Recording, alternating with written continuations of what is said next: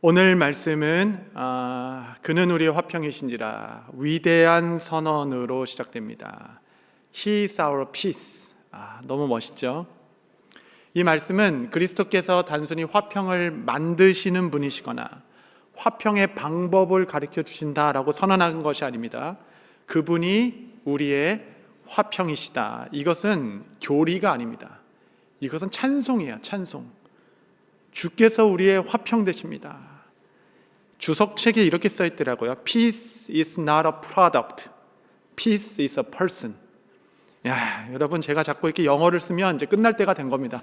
이제 나올 게 없구나. 더 이상 이제 특세가 끝나가는 겁니다. 이제 영어까지 나오니까. 하나님이 그리스도께서 우리의 화평 되신다. 이게 참 은혜가 되죠. 여러분, 사실은 여러분이 저의 화평이 되는 겁니다. 우리가 서로 화평이 되는 겁니다. 화평을 어떻게 만들어보자 막 이렇게 하는 것이 아니라 얼굴만 봐도 마음의 평강이, 마음의 위로가, 마음의 힘을 얻게 되는 관계가 화평이라고 하겠죠. 하나님은 둘을 하나로 만드시는 분이십니다. 그래서 샬롬이라는 인사는 위대한 선언이기도 합니다. 단지 이게 평화를 말하는 히브리어가 샬롬이 아니라 성경 전체를 관통하는 주제가 바로 평안, 그러니까 샬롬이란 뜻이죠. 여호와는 그의 얼굴을 내게로 드사 평강 주시기를 원하노라. 이것이 이스라엘 백성을 향한 하나님의 축복이었습니다. 구약적 축도이죠. 민수기 6장. 여호와는 그 얼굴을 내게로 향하여 드사 평강 주시기를 원하노라. 주께서는 우리를 평강 주시기를 원하시는 분. 예수님께서 부활하셨다는 소식을 듣고 제자들이 순간 놀랍고 기뻤으나 이내 다시 두려움 가운데 빠져들었죠. 왜냐하면 다 예수님을 버리고 도망갔던 자들이라서 문을 꼭꼭 닫고 제자들끼리 어떠된 일인가 논의되고 있을 때 주께서 그들을 찾아가셔서 처음 한 말씀이 뭔지 아세요? 가장 처음 한 말씀이 샬롬이었습니다. 샬롬. 히브리어로 샬롬. 평강 주시기를 원하노라. 평강이다. 우리는 화평하다. 십자가는 화해의 메시지라는 거죠. 그래서 두려울 떨 필요 없다. 내 얼굴을 피하지 마라. 우리는 화평하다. 샬롬, 화평. 이제 제가 부교육자 때 이제 담임 목사님께서 막 이것 좀 뭐 좀 하라고 탁 이렇게 또 오면, 근데 아무리 생각해도 아닌 거예요. 이건 진짜 안 돼. 이건 진짜 이렇게 하면 안 됩니다. 그래서 그 몇 문장 쓰는데 거의 반나절을 고민하면서 목사님 이건 진짜 아닙니다. 이건 진짜 안 됩니다라고 딱 엔터를 누른 다음부터 괜히 보냈나? 그냥 한다고 할까? 막 그런 생각이 들잖아요. 그런데 이제 답메일이 딱 오는데 첫 줄이 샬롬. 마음이 평강이, 우리 사이에 아무 문제 없다. 그래서 평강이, 하나님의 평강이 임하죠. 얼마나 이 능력 있는 고백입니까? 주님은 우리를 향하여 샬롬, 평강이 있으라 이렇게 말씀하십니다. 메시아는 오래된 구약적 약속의 열매셨죠. 우리는 메시아 왕 되신 예수님을 이렇게 예언받아 기다리고 있었습니다. 이사야서 9장 6절. 이는 한 아기가 우리에게 낳고 한 아들이 우리에게 주신 바 되었는데 그의 어깨에는 정사를 메었고 그의 이름은 기묘자라 모사라. 전능하신 하나님, 두 번째는 영존하신 아버지, 세 번째는 평강의 왕이시라. 전능하신 하나님이 그리스도시고 영존하시는 영원히 계신 아버지라 일컬음을 받으시며 그분은 평강의 왕이실 것이다. 이 땅에 평화를 주러 오신 분, 십자가로 그 평강을 이루었다 선언하신 분, 그분이 바로 우리 예수님이십니다. 십자가는 하나님의 높은 지혜여 능력이라고 했는데 무슨 능력입니까? 가까이 하게 하는 능력입니다. 거리로서의 화평이라고 말씀드렸죠. 그래서 그리스도의 십자가로 우리는 날마다 서로 또 하나님과 가까워지고 있는 것입니다. 예수님께서 화평이라고 하신 그 방법이 무엇인가, 어떻게 화평을 이루셨는가, 그 방법까지도 사실은 성경은 이야기하고 있습니다. 그 방법은 뭐냐면 하나님과 사람의 깨진 관계 사이로 들어오셨다라는 의미입니다. 그러니까 멀리서 외친 것이 아니라 깨어진 관계 사이로 들어오셔서 유일한 중보자가 되셨다. 사람과 사람의 깨어진 관계 속에 내가 화평이다, 그리스도 안에서 우리가 가까워진다라고 이야기하고 계신 것입니다. 그것이 바로 구원의 십자가요, 공동체적으로는 화평의 십자가라고 하겠습니다. 그러나 여러분, 이 화평의 길은 실로 멀고 험합니다. 오랜 시간을 필요로 하고 극한의 인내를 요구합니다. 용서는 나 혼자 마음 먹을 수 있는 거지만 화해는 나 혼자 해서 될 문제가 아닙니다. 오늘 남북한 이야기도 하셨지만 어떤 한쪽이 마음을 열고 한다고 될 문제가 아니에요.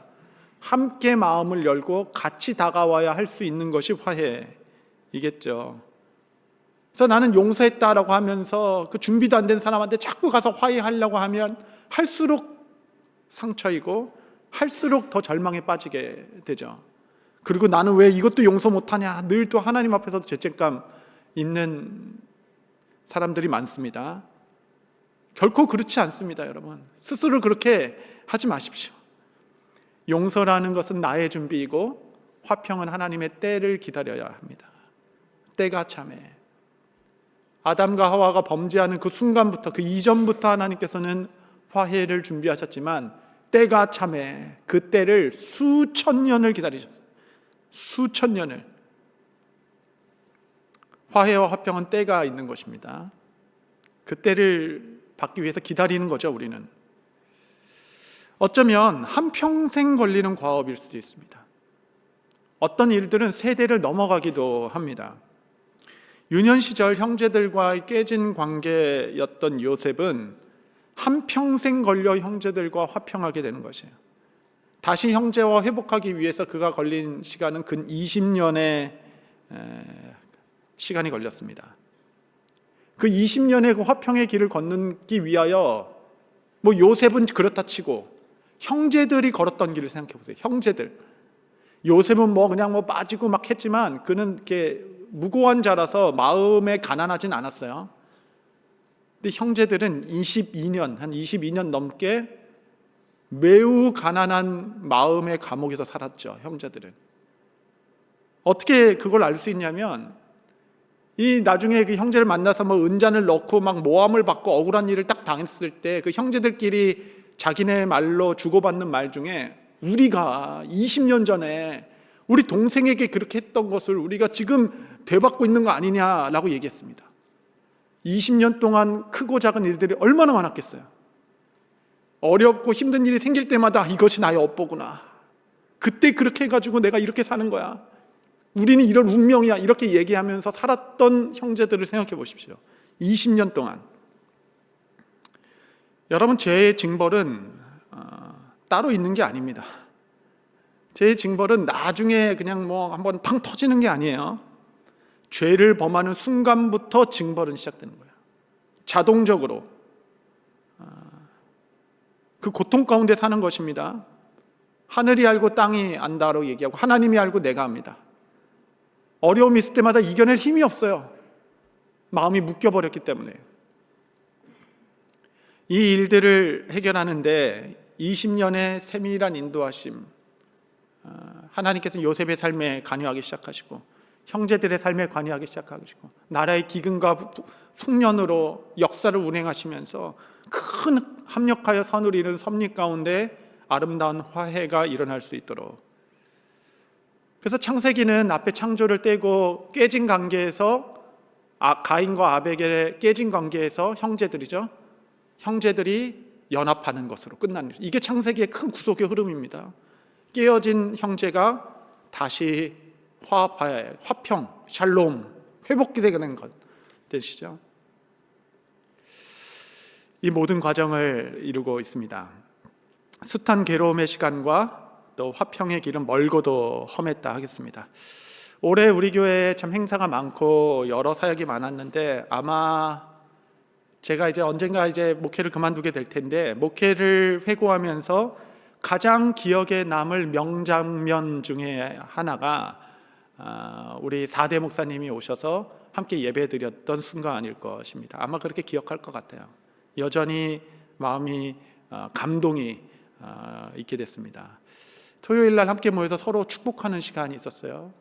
우리가 목사님을 축복하고 목사님이 우리에게 축복해 주시는 그 화평을 이루는데 20년이 걸렸습니다.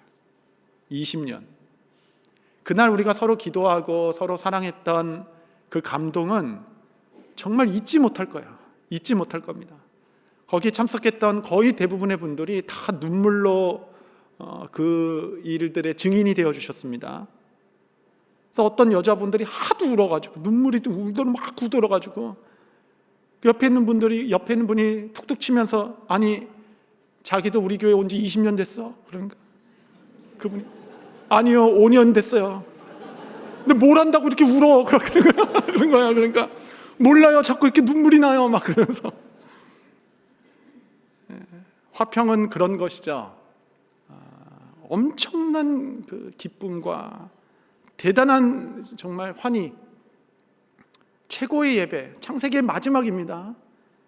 형제들이 다시 깨어진 관계가 회복되는 것. 남과 북은 언제나 화해할 수 있을까요? 75년 전에 결코 넘어야 되지 않아야 할 선을 넘어 남과 북이 깨지기 시작했고 이제 전쟁으로 분단된 나라를 살아가고 있습니다. 언제 다시 화평의 시간을 맞이할 수 있을 것인가? 이 힘의 불안과 균형을 억제하고 또 방지하기 위해서 상상할 수 없는 자원을 쏟아부어도 백약이 무효합니다. 남한과 북한 모두 다 두려움에 살고 있는 실정입니다. 한국과 일본은 언제 한번 같이 하나님께 나아갈 수 있게 될까요?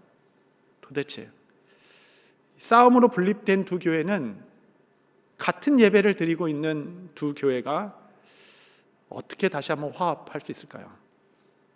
세대를 거쳐 화평을 이루는 길은 멀고도 험한 일입니다. 그래서 성경은 말하고 있어요. 무엇이냐면 하나됨을 힘써 지키라. 힘써 지켜야 합니다. 하나됨을. 다시 회복하는 길은 멀고 요연합니다. 그 눈물의 과정은 말로 다할 수가 없어요. 그래서 우리는 We are stewards of unity. 하나됨의 청지기다라고 얘기합니다. 하나됨은 힘써 지켜야 되는 거예요. 힘써. 에베소서의 큰 구조를 보면 1장에서 3장은 원리를, 진리를 다루고 있고 4장에서 6장은 실천을 다루고 있습니다. 그래서 1장부터 3장 성부, 성자, 성령의 구원, 사역, 공동체적 연합에 하나님의 진리를 말하고 4장 1절에 그러므로라고 시작되는 거예요. 4장 1절 보시면 그러므로 주 안에서 갇힌 너희를 권하노니 너희가 부르심에 받은 일에 합당하게 하여 2절 3절 한번 같이 읽겠습니다. 시작.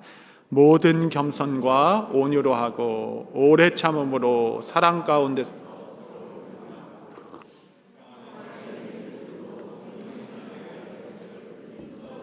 힘써 지키라. 1, 2, 3장에 그 원대하고 장엄한 하나님의 계획을 말씀하신 이후에 4장의 적용의 첫 번째 그러므로라고 얘기하며 우리가 이 놀라운 진리를 품은 자로 해야 될 첫 번째 실천은 하나됨을 힘써 지켜라. 힘써서. 정체되어 있는 것이 아닙니다. 움직이는 것이죠. 부지런하는 것입니다. 힘써서 이 화평과 하나됨을 지키라. 여러분, 여러분의 가정은 힘써서 지켜야 합니다. 힘써서. 부부간의 관계는 힘써야 합니다. 자녀들과 하나됨은 힘써야 합니다. 우리 교회에 주신 이 은혜의 하나됨은 힘써서 지켜야 하는 것입니다. 4장에는 무엇으로 지키는가 5가지를 얘기하죠. 겸손과 온유와 오래 참음, 사랑, 용납, 이 5개로 힘써 지키라라고 얘기하는 겁니다. 이 5가지를 다루진 않겠습니다. 이 새벽에 모든 겸손, 한마디로 겸손의 앞치마 이렇게 얘기합니다. 베드로전서 5장 5절에는 겸손으로 허리를 동이라라고 했죠. 겸손의 앞치마로 내가 먼저 숙이고 섬기겠다. 온유는 힘의 절제입니다.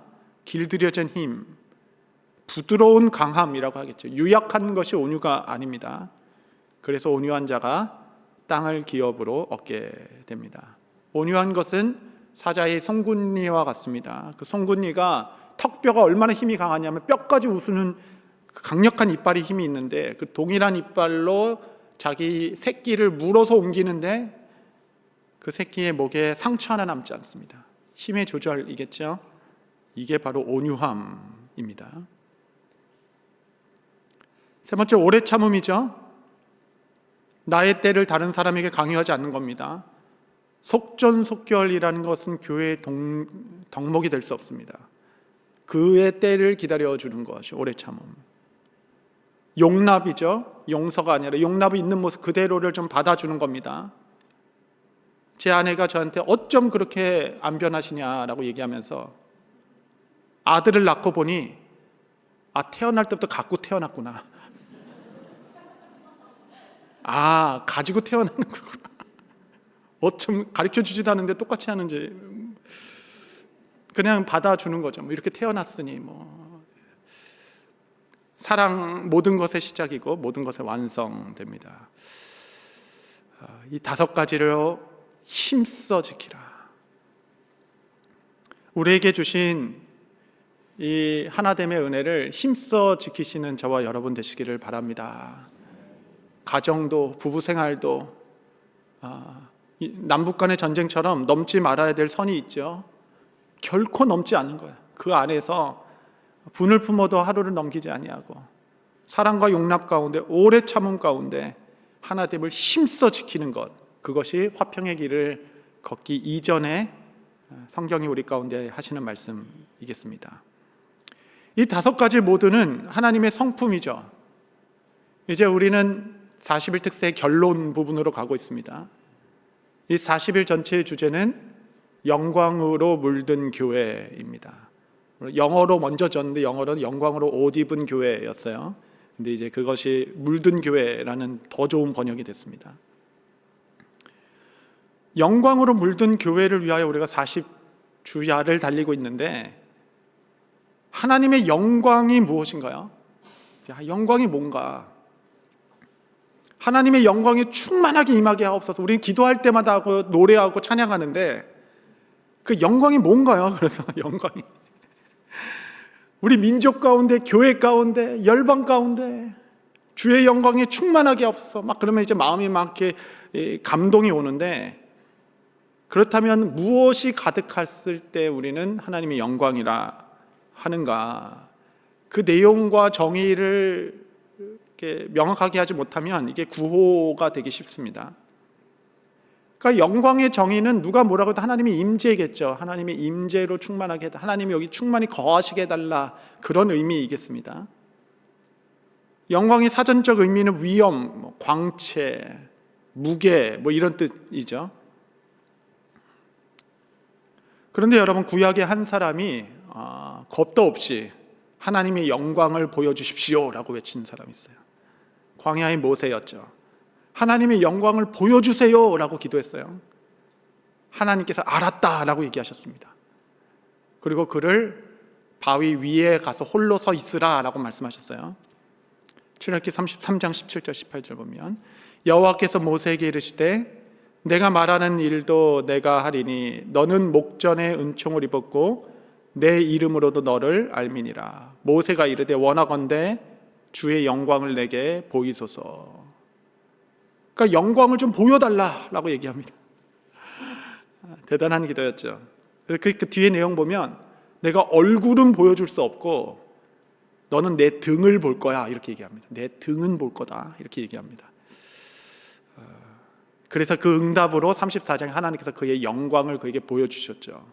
34장 5절 6절 보면 여호와께서 구름 가운데 강림하사 그와 함께 거기 서서 여호와의 이름을 선포하실세.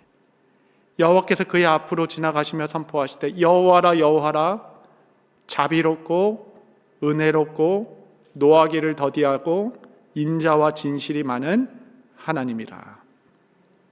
자비롭고 은혜로우시며 오래 참으시고 인자와 진실하신 분, 하나님께서 보여주신 그의 영광은 그분의 성품이었습니다. 성품. 영광은 뒤에 있는 무슨 광채가 아닙니다. 무슨 빛을 보여주신 것이 아니었어요. 하나님의 성품이 영광의 본질이었습니다. 그러니까 주님이 이곳에 주의 영광으로 가득해 주십시오라는 기도는 하나님의 성품으로 가득 차게 하옵소서. 그것이 하나님의 임재라고 하는 거죠. 하나님의 성품이 내 안에 가득 차기 시작할 때 주의 영광으로 충만하게 되는 겁니다.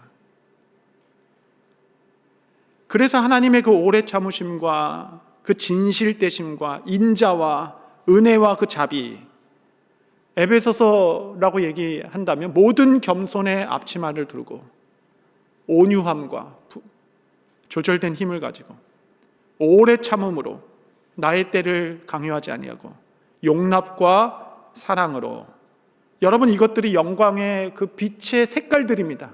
오색빛의 색깔들이에요. 하나님의 그 영광의 빛의 색깔들로 우리를 비춰주기 시작하실 때 우리는 그의 성품으로 물들어가는 영광 중의 교회로 되게 되는 것입니다. 저는 일어날 때마다 새벽 마트에서 하는 새벽 루틴이 있어요. 저는 새벽에 일어나서 침대 마트에 앉아서 하는 딱 5분 정도 기도하는데, 돌아보면 하루 중에 제일 좀 진실된 자리이고 좀 하나님 앞에서 가장 친밀하게 나누는 데이트 시간이라면 데이트 시간이라 하겠습니다. 일어날 때 나의 힘이 되신 여호와여 내가 주를 사랑하나이다 이렇게 암송하고 일어납니다. 일어나서 이제 한 5분 정도 기도하는데, 그때 짧지만 많은 말씀을 하시고 저도 많은 고백을 올려드리게 됩니다. 기도할 때 주의 영광으로 몸된 교회와 그의 백성들에게 충만히 임하게 하시고 주의 영광으로 가득하게 하옵소서. 이렇게 기도드리는 기도의 내용은 우리가 서로 용납하고 사랑하며 오래 참음과 정말 겸손과 온유함으로 하나됨을 힘써 지키는 하나님의 성품으로 우리를 물들어가게 하옵소서라는 기도 아니겠습니까? 말씀을 정리하겠습니다. 여러분, 하나님의 영광이 충만한 교회란 그의 성품으로 물들어가는 교회입니다. 겸손이 그 영광의 빛의 색깔이고 온유함은 그 영광의 향기라고 하겠습니다. 오래 참음과 용납, 사랑과 평안에 매는 띠, 이 모든 것이 다 영광의 무게라고 하겠죠. 화평을 이루어 서로 세워갈 때 그 순간이 곧 주의 영광으로 충만한 순간이 되겠습니다. 영광으로 물든 교회가 되어 그리스도를 머리로 만물 위에 세워진 교회가 될 때 머리로부터 오는 생명력이 교회를 충만하게 채우기 시작하고 그 충만한 것은 흘러넘치는 것입니다. 그래서 만물 위에 교회를 두셨어요.